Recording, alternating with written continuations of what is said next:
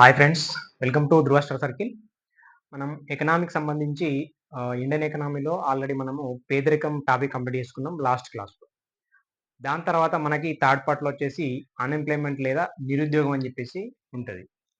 ఇది కంప్లీట్ చేసుకుంటే మనం ఇండియన్ ఎకనామిక్‌కి సంబంధించి ఒకటి డెమోగ్రఫీ ఉంటది. రెండోది ఇండస్ట్రియల్ పార్ట్ ఉంటది. ఇవి 2 కంప్లీట్ చేసుకుంటే కంప్లీట్‌గా మనకి ఇండియన్ ఎకనామీ అనేది కంప్లీట్ చేసుకున్న వాళ్ళం అయితాం. దాని తర్వాత మనము నెక్స్ట్ పార్ట్ అనేది చూద్దాం.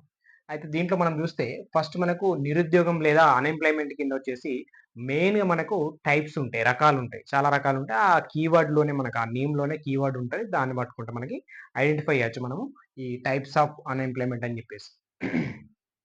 అయితే మనం ఫస్ట్ చూస్తే ఈ ఫస్ట్ ఒకటి టైప్స్ ఆఫ్ అన్‌ఎంప్లాయ్‌మెంట్‌లో భాగంగా సంగృష్ట నిరుద్యోగిత అని చెప్పేసి, దీన్నే ఒరిపిడి నిరుద్యోగిత అని చెప్పేసి, దీన్నే ఒత్తిడి నిరుద్యోగిత అని చెప్పేసి, లేదా ఘర్షణ నిరుద్యోగిత అని చెప్పేసి అంటాం. ఇంగ్లీష్‌లో మనం చూస్తే ఫ్రిక్షనల్ అన్‌ఎంప్లాయ్‌మెంట్ అని చెప్పేసి చెప్పొచ్చు. ఇదొక నిరుద్యోగిత రకం. అయితే ఈ సంగృష్ట, ఒరిపిడి లేదా ఒత్తిడి, ఘర్షణ అని చెప్పేసి అంటే దేన్ని మాట్లాడుకున్నాం అంటే, ఒక రంగం నుంచి ఇంకొక రంగానికి మారే టైంలో ఒక ఉద్యోగి కావచ్చు, ఒక శ్రామికుడు కావచ్చు, ఒక ఎంప్లాయీ కావచ్చు. ఒక రంగం నుంచి ఇంకొక రంగానికి లేకుంటే ఒక స్థానం నుంచి ఇంకొక స్థానానికి మారే క్రమంలో ఒక కొంత విరామం అనేది వస్తది. కొంత గ్యాప్ అనేది వస్తది ఆ ఉద్యోగానికి. దాన్ని మనము ఉరిపిడి నిరుద్యోగిత, సంఘర్షణ నిరుద్యోగిత, ఫ్రిక్షనల్ అన్‌ఎంప్లాయ్‌మెంట్ అని చెప్పేసి చెప్పొచ్చు. ఏమంటున్నాం? ఒక రంగం నుంచి ఇంకొక రంగానికి లేదా ఒక ప్రాంతం నుంచి మరొక ప్రాంతానికి లేదా ఒక పరిశ్రమ నుంచి ఇంకొక పరిశ్రమకి ఇట్లా చేంజ్ అయ్యే క్రమంలో కొంత గ్యాప్ అనేది విరామం అనేది లేదా విశ్రాంతి అనేది వస్తే దాన్ని ఫ్రిక్షనల్ అన్‌ఎంప్లాయ్‌మెంట్ లేదా సంఘర్షణ నిరుద్యోగిత లేదా సంగృష్ట నిరుద్యోగిత అని చెప్పేసి చెప్పొచ్చు. ఓకే. ఏం లేదు. ఒక స్థానం నుంచి లేదా ఒక కంపెనీ నుంచి లేదా ఒక రంగం నుంచి చేంజ్ అయ్యే క్రమంలో కొంత గ్యాప్ ఏర్పడడాన్ని మనము ఆహ్, సంగృష్ట నిరుద్యోగిత లేదా ఫ్రిక్షనల్ అన్‌ఎంప్లాయ్‌మెంట్ అని చెప్పొచ్చు. అయితే జనరల్‌గా మనకు చేంజ్ కావడానికి రీజన్స్ ఎన్నో రకాలు ఉండొచ్చు. అంటే మెరుగైన జాబ్ కోసం కావచ్చు. ఓకే. బెస్ట్ జాబ్ కోసం కావచ్చు. లేకుంటే బెస్ట్ సెక్టార్ కోసం కావచ్చు. ఒక హోదా కోసం కావచ్చు. ఇట్లా చేంజ్ అయ్యే అవకాశాలు ఉంటాయి. ఆ చేంజ్ అయ్యే క్రమంలో ఏదైతే కొంత గ్యాప్ ఉంటదో దాన్ని మనము ఆ నిరుద్యోగితని మనము సంగృష్ట నిరుద్యోగిత అని చెప్పేసి చెప్పొచ్చు. జనరల్‌గా ఎక్కువ అంటే అభివృద్ధి చెందిన దేశాల్లో ఇది ఎక్కువగా మనకు కనిపిస్తది. రెండోది మనకి కాలిక నిరుద్యోగిత లేదా సీజనల్ అన్‌ఎంప్లాయ్‌మెంట్ అని చెప్పేసి చెప్పొచ్చు. కాలిక అంటే సీజనల్ మనవి ఋతు సంబంధం అని చెప్పేసి కూడా అంటాం.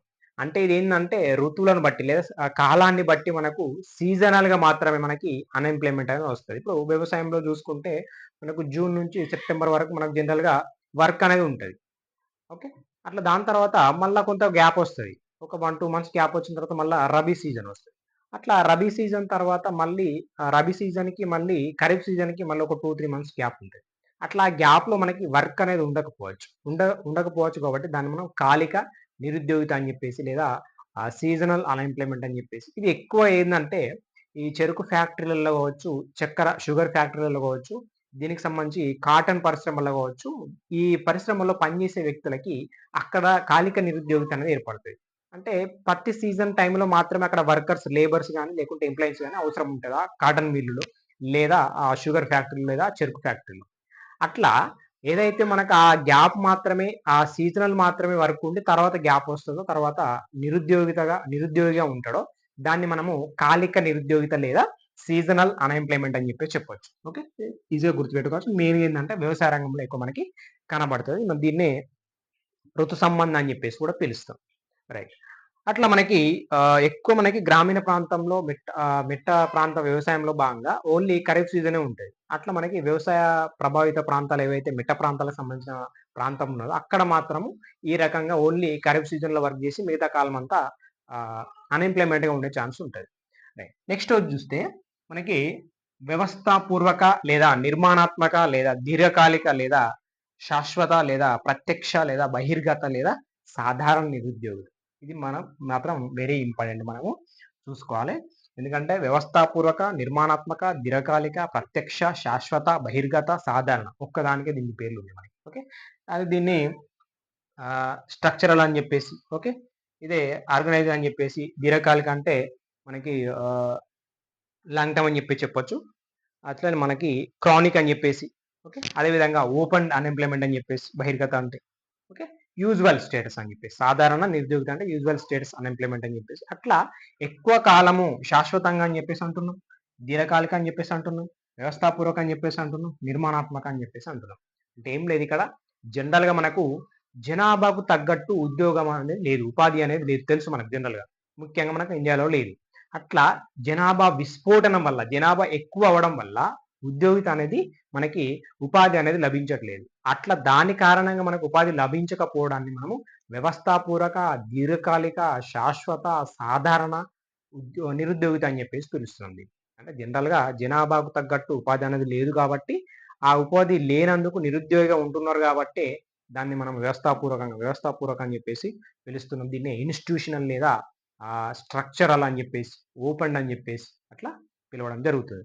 ఓకే, శ్రామికుల సప్లై అనేది ఎక్కువగా ఉండి అక్కడ మనకి పని అనేది లేకపోవడం, శ్రామికుల సప్లై ఎక్కువ ఉందనుకోండి, అక్కడ డిమాండ్ అనేది తక్కువ ఉంటుంది శ్రామికులకు.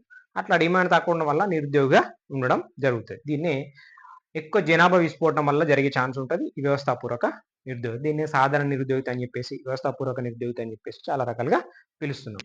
జనరల్గా మనకు భారత్లో ప్రధానంగా ఉన్న నిరుద్యోగం ఏదంటే ఇదేనంట.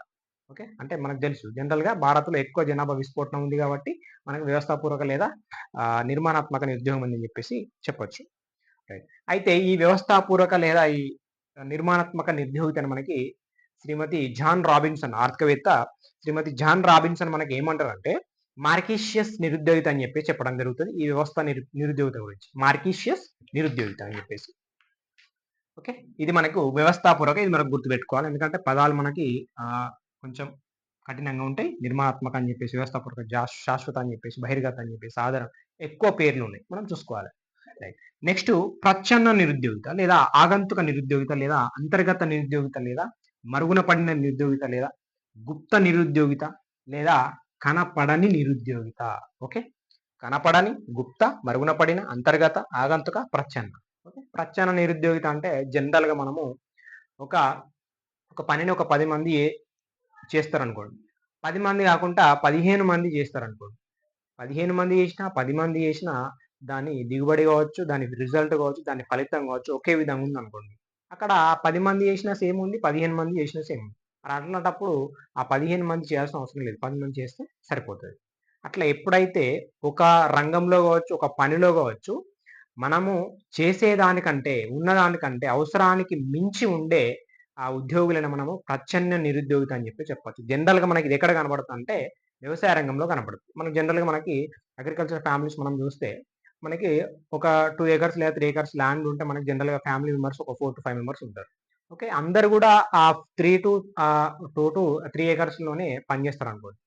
ఓకే, అక్కడ 5గురు చేయాల్సిన అవసరం ఉండదు. 2 ఎకరాల కోసం, 3 ఎకరాల కోసం ఒక 2 సరిపోతుంది. కానీ అయినప్పటికీ ఫ్యామిలీ మెంబర్స్ అందరూ కూడా 5 మెంబర్స్ కూడా ఆ 2 ఏకర్స్ కోసమే వర్క్ చేస్తారు అనుకోండి 1 ఇయర్ పాటు.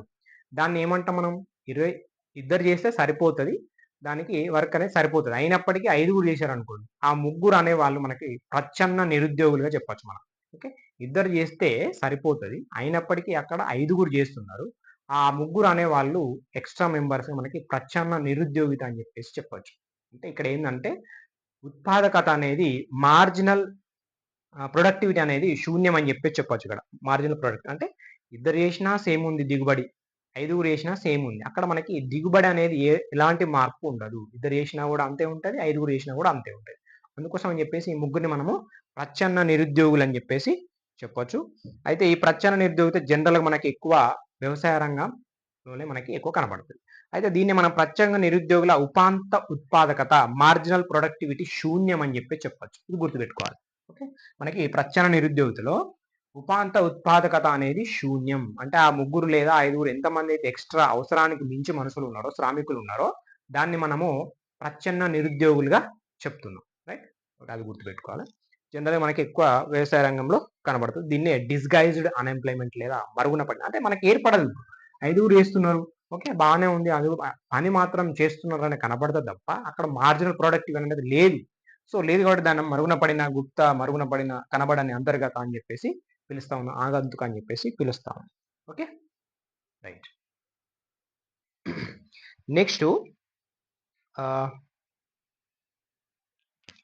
చూస్తే ఇచ్ఛాపూర్వక నిరుద్యోగిత, ఐచ్ఛిక నిరుద్యోగిత, స్వతంత్ర నిరుద్యోగిత, స్వచ్ఛంద నిరుద్యోగిత.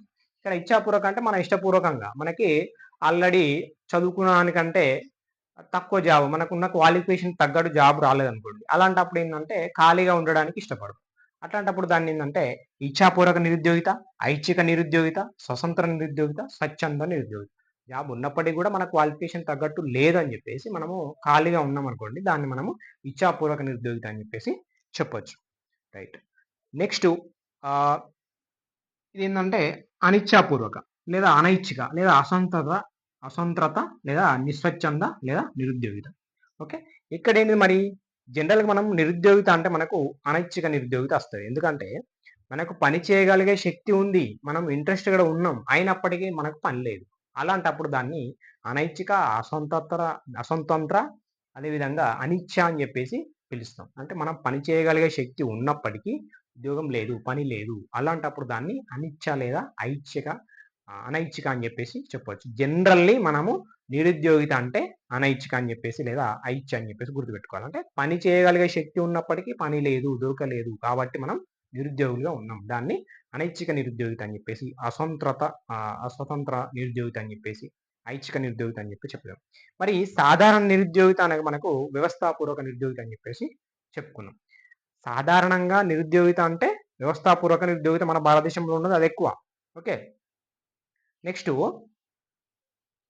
జనరల్గా చూస్తే ఏమంటున్నాం, నిరుద్యోగిత అనేది ఇక్కడ అనైచ్ఛపూర్వక అని చెప్పేసి పిలుస్తున్నాం. నెక్స్ట్ అండర్ ఎంప్లాయ్మెంట్ లేదా అండర్ అన్ఎంప్లాయ్మెంట్ లేదా అల్ప ఉద్యోగిత అని చెప్పేసి. అల్ప ఉద్యోగిత అంటే మనకు ఉన్న క్వాలిఫికేషన్కు ఉన్న స్కిల్స్ కంటే తక్కువ స్థాయి ఉద్యోగం దొరికింది అనుకోండి, దాన్ని మనం అల్ప ఉద్యోగిత లేదా అండర్ అన్ఎంప్లాయ్మెంట్ అని చెప్పి చెప్తాం. ఎక్కువ స్కిల్స్ ఉన్నప్పటికీ కూడా మనకు తగ్గట్టు స్కిల్స్ తగ్గట్టు జాబ్ లేదు, తక్కువ స్కిల్స్ లేదా తక్కువ నైపుణ్యం అవసరం గల జాబ్ చేస్తున్నాం అనుకోండి, దాన్ని మనం అల్ప ఉద్యోగిత లేదా అండర్ అన్ఎంప్లాయ్మెంట్ అని చెప్పేసి చెప్పవచ్చు. నెక్స్ట్ చూస్తే సాంకేతిక నిరుద్యోగిత అని చెప్పేసి, దీన్ని టెక్నికల్ అన్ఎంప్లాయ్మెంట్ అని చెప్పేసి చెప్పవచ్చు. సాంకేతిక నిరుద్యోగిత అంటే ఇప్పుడున్న కాలంలో మనకి టెక్నాలజీ అనేది పెరగడం వల్ల మనకి నిరుద్యోగిత అనేది పెరుగుతూ ఉంది. అంటే ఉపాధి అవకాశాలు అనేది తగ్గుతూ ఉంది. ప్రతి రంగంలో కావచ్చు, ఏ రంగం చూసుకున్నా కూడా ఇటీవల రోబోట్స్ కావచ్చు, ఏ టెక్నాలజీ కావచ్చు, ఓకే, ఈ సాఫ్ట్వేర్ సంబంధించిన కావచ్చు, ప్రతి రంగంలో కూడా దీనివల్ల ఏమవుతుందంటే మనుషులకి ఉద్యోగాలు అనేవి తగ్గిపోతున్నాయి. దీన్ని మనము టెక్నికల్ అన్ఎంప్లాయ్మెంట్ అని చెప్పి చెప్పొచ్చు. జనరల్గా మనకి ఆల్రెడీ ఒక వర్డ్లోనే చూడొచ్చు. నెక్స్ట్ విద్యావంతుల నిరుద్యోగిత.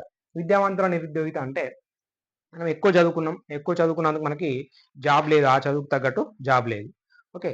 జాబ్ లేదు కాబట్టి మనము నిరుద్యోగులుగా ఉన్నాం. అంటే విద్యావంతులు అయినప్పటికీ కూడా నిరుద్యోగ మనకు ఉంది కాబట్టి దీన్ని విద్యావంతుల నిరుద్యోగిత అని చెప్పచ్చు. జనరల్గా ఇది మనకు తగ్గట్టు రిసోర్సెస్ లేకపోవడం కావచ్చు, మన ఇండియా ఎగ్జాంపుల్ చెప్పుకోవచ్చు. దాన్ని మనం విద్యావంతుల నిరుద్యోగిత. పారిశ్రామిక నిరుద్యోగిత అంటే మనకి పరిశ్రమల్లో ఎక్కువ ఫ్యాక్టరీలో మనము ఉద్యోగం కోసం ఓకే ట్రై చేసినప్పటికీ మనకు జాబ్ అనేది లభించకపోయింది అనుకోండి. ఓకే. వ్యవసాయ రంగంలో పనులు తగ్గినప్పుడు కావచ్చు, లేకుంటే గ్రామాలలో పనులు లేనప్పుడు కావచ్చు, సిటీకి ఎక్కువ శాతం మనకి పరిశ్రమలలోకి జాబ్ కోసం వెళ్తారు. అట్లా వెళ్ళినప్పుడు మనకు ఉపాధి అనేది లభించకపోవడం వల్ల దాన్ని మనం పారిశ్రామిక నిరుద్యోగిత అని చెప్పేసి చెప్పొచ్చు. ఇదే పారిశ్రామిక నిరుద్యోగిత. నెక్స్ట్ చక్రీయ నిరుద్యోగిత. ఇది వెరీ ఇంపార్టెంట్ అండి, చక్రీయ నిరుద్యోగిత అనేది. ఎందుకంటే ఇది ఆర్థిక మాంద్యం లేదా ద్రవ్యోల్బణానికి లింక్ అయి ఉంటుంది. మనం జనరల్గా వస్తువుల సప్లై ఎక్కువగా ఉండి, లేకుంటే వస్తువులకు డిమాండ్ అనేది తక్కువ ఉన్నప్పుడు, వస్తువులు ఎక్కువ ఉన్నాయి అనుకోండి, దానికి డిమాండ్ అనేది లేదు. ఓకే. డిమాండ్ లేనప్పుడు వస్తువులు ఎవరు కొనుగోలు చేయరు. వస్తువులు కొనుగోలు చేయనప్పుడు మనకి జనరల్గా ఉత్పత్తి అంటే ఇన్వెస్ట్మెంట్ అనేది, లాభం అనేది రాదు కంపెనీలకు. ఓకే. మనం కొనుగోలు చేస్తున్నాం, కంపెనీలకు లాభం రాదు. లాభం రానప్పుడు వాళ్ళు ఇన్వెస్ట్ చేయరు. మళ్ళీ ఇన్వెస్ట్ చేయనప్పుడు ప్రొడక్ట్ జరగదు. ప్రొడక్టివిటీ లేనప్పుడు ఉద్యోగులు అనేది అవసరం లేదు. ఓకే. కంపెనీలో ఇట్లా చక్రీయ నిరుద్యోగిత అనేది ఒక వ్యవస్థ మీద ఒక వస్తు సేవల యొక్క లేదా సార్థకత డిమాండ్ అని చెప్పేసి అంటాం. సార్థకత డిమాండ్ అని చెప్పేసి అంటాం దీన్ని. ఎఫెక్టివ్ డిమాండ్, సార్థకమైన డిమాండ్, దానివల్ల మనకి నిరుద్యోగిత అనేది ఏర్పడడం, దాన్నే చక్రీయ నిరుద్యోగిత అని చెప్పేసి చెప్పవచ్చు. ఏం లేదు, వస్తు సేవలకి సప్లై అనేది ఎక్కువ ఉంది, ఎక్కువ ఉన్నప్పుడు వాటికి డిమాండ్ అనేది తక్కువ ఉంటుంది. డిమాండ్ తక్కువ ఉన్నప్పుడు మనం కొనుగోలు చేయము. కొనుగోలు చేయకపోవడం వల్ల కంపెనీలకు లాభాలు రావు. కంపెనీలకు లాభాలు రాకపోవడం వల్ల వాళ్ళు ఇన్వెస్ట్ చేయలేరు. మళ్ళీ ఇన్వెస్ట్ చేయకపోవడం వల్ల మనకు ప్రొడక్టివిటీ జరగదు. ప్రొడక్టివిటీ లేదు అంటే అక్కడ కంపెనీలో ఎంప్లాయీస్ అవసరం లేదు. ఓకే. అంటే నిరుద్యోగిత పెరిగింది. ఓకే. ఉద్యోగిత అనేది తగ్గింది. అట్లా నిరుద్యోగిత అనేది చక్రీయ నిరుద్యోగిత. ఒకదాని మీద ఒకటి ప్రభావం పడడం వల్ల సార్థకమైన డిమాండ్ అనేది లేకపోవడం వల్ల మనకి నిరుద్యోగిత అనేది ఏర్పడతది. దీన్నే చక్రీయ నిరుద్యోగిత అని చెప్పొచ్చు. ఇట్లా 11 రకాల నిరుద్యోగిత రకాలు మనం గుర్తుపెట్టుకోవాలి. ఆ పదాల్లోనే మనం మాక్సిమం గుర్తుపట్టే అవకాశం ఉంటది. కొన్ని ఏదైనా ఎగ్జాంపుల్స్ ఇచ్చి మనకు ఇది ఏ నిరుద్యోగిత కింద వస్తదని చెప్పేసి అడిగే ఛాన్స్ ఉంటది ఇండైరెక్ట్‌గా అయితే. డైరెక్ట్‌గా అయితే మనం గుర్తుపట్టొచ్చు. ఓకే. జనరల్‌గా మనకు అభివృద్ధి చెందిన దేశాల్లో ప్రధానంగా ఉండే నిరుద్యోగిత ఏంటంటే చక్రీయ నిరుద్యోగిత, సంగృష్ట నిరుద్యోగిత, ఐచ్ఛిక నిరుద్యోగిత, అనైచ్ఛిక నిరుద్యోగిత. ఓకే. ఇట్లాంటివి కొన్ని మనకు అందులో ఉంటాయి, ఇందులో ఉండొచ్చు. అభివృద్ధి చెందుతున్న దేశాల్లో కూడా ఉండేదేంటంటే జనరల్‌గా మనం చూస్తే ఆహ్, వ్యవస్థాపూర్వక నిరుద్యోగిత మనం మాట్లాడుకున్నాం. ఇండియాలో ఉన్నది. కాలిక నిరుద్యోగిత వ్యవసాయ రంగంలో కాబట్టి మనం జనరల్‌గా ఇండియా వ్యవసాయ రంగం కాబట్టి కాలిక నిరుద్యోగిత ఉంటది. నెక్స్ట్ ప్రచ్ఛన్న నిరుద్యోగిత వ్యవసాయ రంగం కాబట్టి ఉంటది. విద్యావంతుల నిరుద్యోగిత. ఓకే. మనకు చదువుకున్న వాళ్ళు ఉన్నప్పుడు కూడా ఉద్యోగాలు లేవు. విద్యావంతుల నిరుద్యోగిత. ఇట్లా భారత్‌లో అధికంగా ఉన్న నిరుద్యోగిత ఏందంటే వ్యవస్థాపూర్వక నిరుద్యోగిత, కాలిక నిరుద్యోగిత, ప్రచ్ఛన్న నిరుద్యోగిత, విద్యావంతుల నిరుద్యోగిత. ఈ 2 సేమ్ మనకి. రైట్. అదేవిధంగా మనకి గ్రామీణ ప్రాంతాల్లో ఉండే అధికంగా ఉండే నిరుద్యోగిత ఏదంటే మనకి కాలిక, అదేవిధంగా ప్రచ్ఛన్న నిరుద్యోగిత చెప్పొచ్చు జనరల్‌గా మనం. అదేవిధంగా పట్టణ ప్రాంతాల్లో అధికంగా ఉండే నిరుద్యోగిత మనకి విద్యావంతుల నిరుద్యోగిత, అదేవిధంగా పారిశ్రామిక నిరుద్యోగిత అనేసి చెప్పొచ్చు. ఓకే. జనరల్‌గా వ్యవసాయ రంగంలో ఎక్కువ ఉండే నిరుద్యోగిత ఏందంటే ప్రచ్ఛన్న నిరుద్యోగిత. మరి పారిశ్రామిక రంగంలో ఉండేది పారిశ్రామిక నిరుద్యోగిత. మరి సేవా రంగంలో ఉండేదేంటంటే సాంకేతిక నిరుద్యోగిత. ఈ 3 మనం చూసుకోవాలి. ఓకే. ఇది మనకి నిరుద్యోగిత టైప్స్‌కి సంబంధించిన అంశాలు. ఓకే. ఇవి మనకు వస్తే ఈ నిరుద్యోగం లెసను మనకు ఆల్‌మోస్ట్ 50% అయిపోయినట్టు. ఇంకో చిన్న కాన్సెప్ట్ నిరుద్యోగిత మీద అంచనాలు. ఒక 2 క్లాసులు చిన్న చిన్న క్లాసెస్ 2 ఉంటాయి. అవి కంప్లీట్ చేస్తే మనకు కంప్లీట్‌గా పేదరికం నిరుద్యోగం అనేది కంప్లీట్ అయిపోతది. దాని తర్వాత నెక్స్ట్ మనం ఇండస్ట్రీ సెక్టార్ లేదా డెమోగ్రఫీ అనేది స్టార్ట్ చేసుకున్నాం. అదే విధంగా మనకి 3 మంత్స్ కరెంట్ అఫైర్స్ అనేది రౌండ్ అప్ చేస్తాను. నాకు టైము లేకపోవడం వల్ల కొంచెం గ్యాప్ అనేది వస్తుంది. ఈ 3 మంత్స్ కరెంట్ అఫైర్ మనం స్టార్ట్ చేస్తే కంటిన్యూ చేద్దాం. Polity, economy, science and technology, geography, environment first సబ్జెక్ట్‌కి సంబంధించి చేసిన తర్వాత మళ్ళీ అన్నీ చేద్దాం. ఓకే. గ్రూప్ 2 వరకు మన క్లాస్ అయితే కంటిన్యూ అయితే ఎకనామీ కావచ్చు, ఈ కరెంట్ అఫైర్స్ కావచ్చు, కరెంట్ ఇష్యూస్ కావచ్చు కంపల్సరీ కంటిన్యూ అయితాయి. ఓకే. Thank you.